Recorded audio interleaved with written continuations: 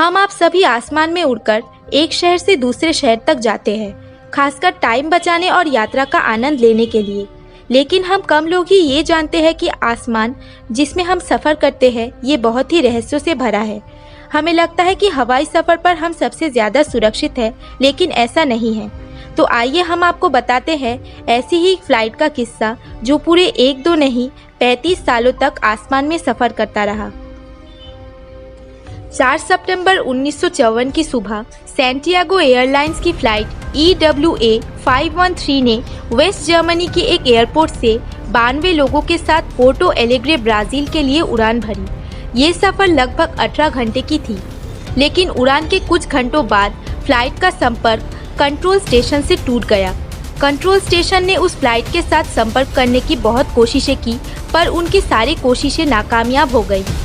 उसके बाद बहुत दिन बीते, महीनों बीते और बहुत साल बीते, पर उस फ्लाइट का कोई पता नहीं चला। लोगों को लगा कि फ्लाइट 513 को ये नीला दैत्य निगल गया।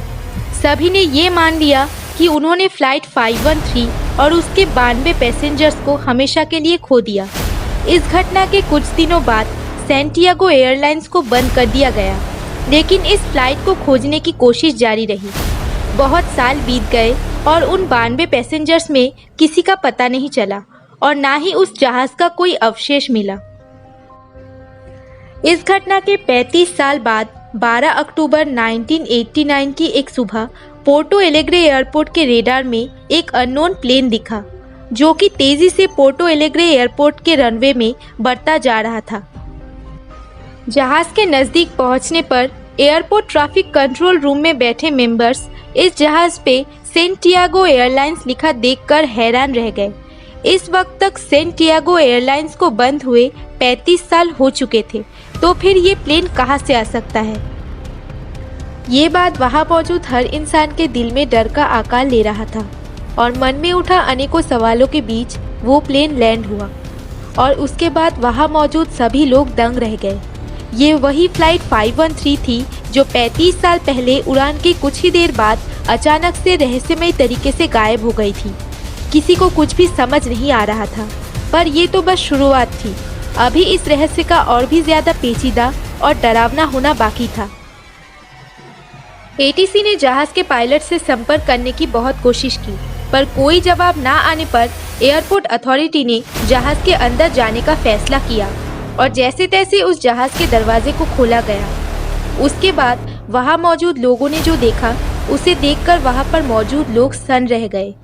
जहाज़ में अब इंसानों की जगह सिर्फ इंसानी कंकाल मौजूद थे, जो कि अभी भी अपने कुर्सियों के पेटी से बंधे हुए थे। उसके बाद एयरपोर्ट अथॉरिटी के लोग दौड़ के जहाज़ के कॉकपिट पे गए, क्योंकि वो पायलट से अपने सवालों के जवाब चाहते थे। लेकिन कॉकपिट का दरवाज़ा खुलते ही उन्होंने देखा कि जहाज़ का पायलट भी एक कंकाल में तब्दील हो चुका था, पर उसके हाथ अभी भी प्लेन के नेविगेशन सिस्टम से जुड़े हुए थे।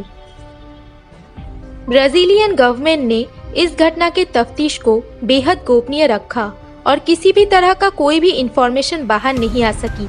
ब्राज़ीलियन गवर्नमेंट के इस रवैये ने पैरानॉर्मल इन्वेस्टिगेटर्स और अन्य इन्वेस्टिगेशन एजेंसीज के कान खड़े कर दिए कि आखिर उस दिन क्या हुआ था।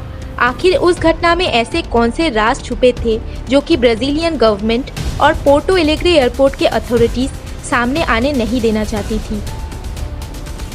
इस घटना ने उस समय के सबसे विख्यात पैरानॉर्मल इन्वेस्टिगेटर और वैज्ञानिक डॉक्टर एटलो का ध्यान भी अपनी ओर खींचा, जिन्होंने इस राज को जानने की और इस घटना के असल कारण को पता लगाने की बहुत कोशिश की।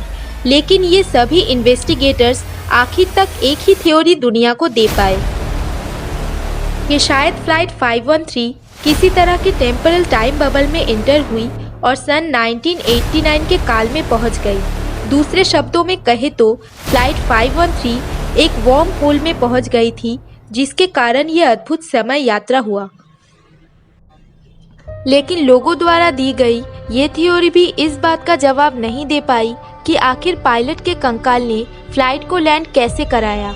आखिर वो कौन से राज थे जिसको पूरी तरह बाहर आने नहीं दिया गया। इस तरह की घटना ये बताते हैं कि साइंस की इतनी तरक्की के बावजूद अभी भी ऐसा बहुत कुछ है जिससे इंसान बेखबर है। इस तरह के केस ये भी साबित करते हैं कि हमारा साइंस आज भी यूनिवर्स और उसके काम करने के तरीकों को पूरी तरह समझ नहीं पाया है। अगर आपको ये वीडियो अच्छा लगा है तो आप हमारे चैनल को सब्सक्राइब कीजिए, इस वीडियो को लाइक कीजिए और बेल बटन को क्लिक कर दीजिए ताकि हम जब भी कोई नई वीडियो लाए तब आप सबसे पहले उसे देख पाएं।